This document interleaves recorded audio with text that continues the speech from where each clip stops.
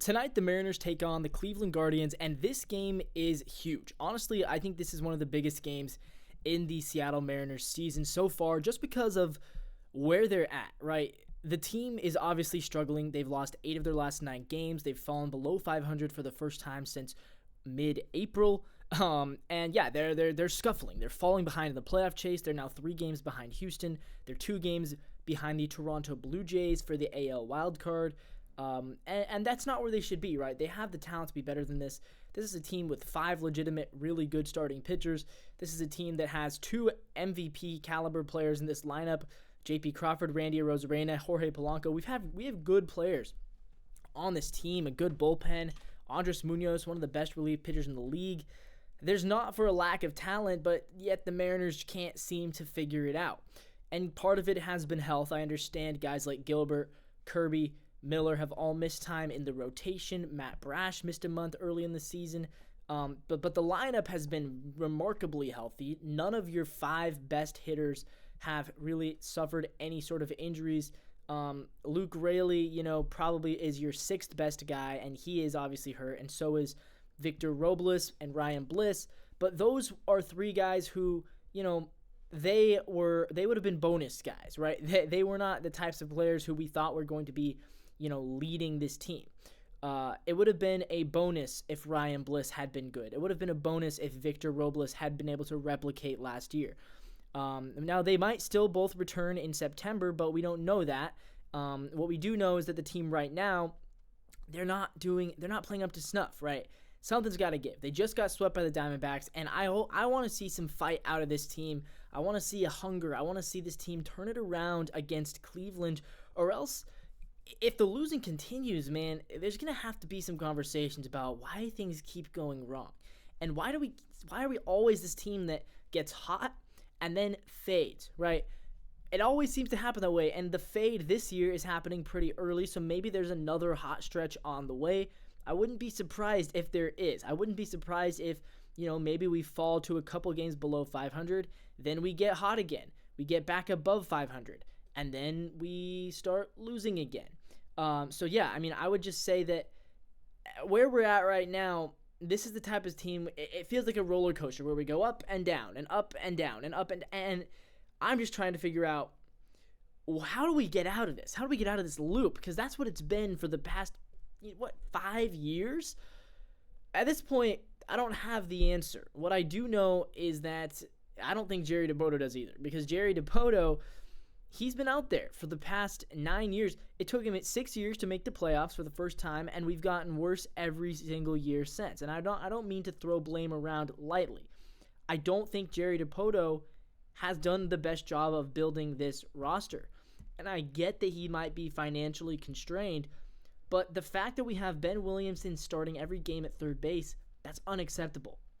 The fact that we had no viable replacement in the outfield for Victor Robles, that's unacceptable.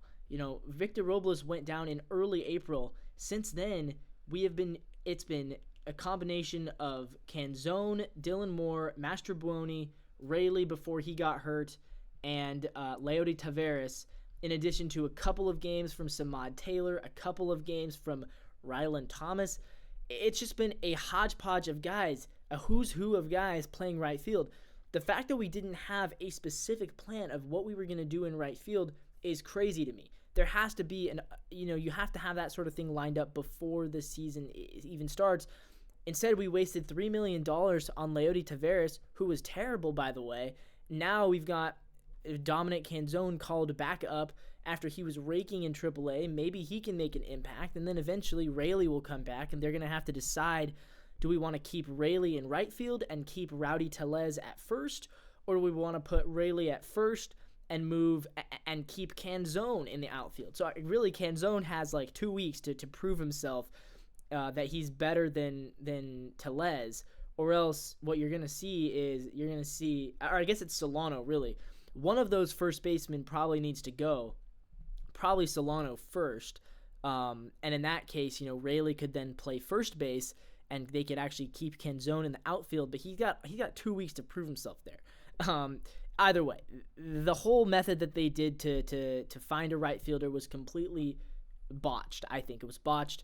Again, third base, same thing. The fact that the backup plan was Ben Williamson, the backup plan could not have been Ben Williamson because Williamson is just not an MLB level player. He's got 0.3 WAR. I mean, yeah, he's not technically below replacement level, but he's not really above replacement level either. He's a replacement level player, and there's no reason why we should have replacement level guys on a team if we're serious about contending for the World Series. Right now, here's the list of players on the Mariners who are not at replacement level. Solano, Tellez, Williamson. I mean, Taveras was there. He's gone now, thank goodness. But you still throw in Mastrobuoni. You still throw in Canzone for now until he can prove himself. And then you throw in the two guys who have been in terrible slump. Oh, Garver as well. That's 6.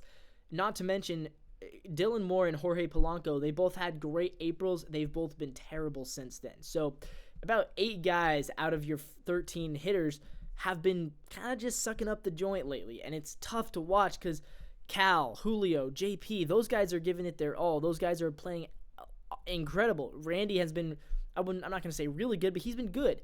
And your pitchers are doing everything they can to stay healthy and be on the field for you. The offense, the back end of the lineup, not cutting it, and I don't even necessarily blame them.